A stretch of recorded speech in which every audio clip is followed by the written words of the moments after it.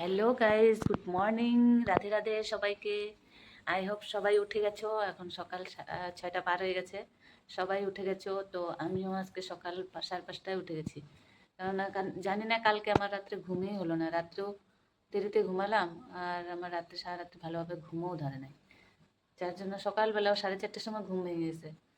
তো এমনি চোখ বন্ধ করে শুয়ে আছি মোবাইলটা চার্জ দিয়ে।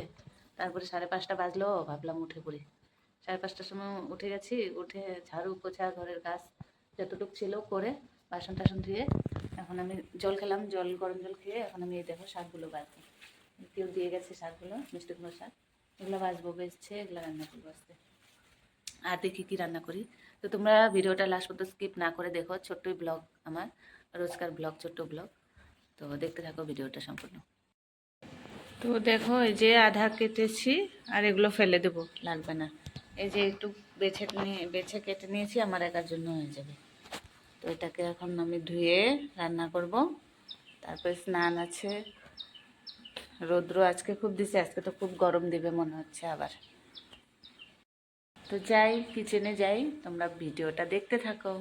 আর এখন আমি চা খাইনি, চা খাবো এখন, গিয়ে চা বানাবো। তারপরে আমার মাথায় কাজ করবে, নাহলে সকালবেলা আমার চা না খেলে মাথায় কাজই করে না। তো তোমরা দেখতে থাকো ভিডিওটা সম্পূর্ণ। আমার স্নান টান হয়ে গেছে।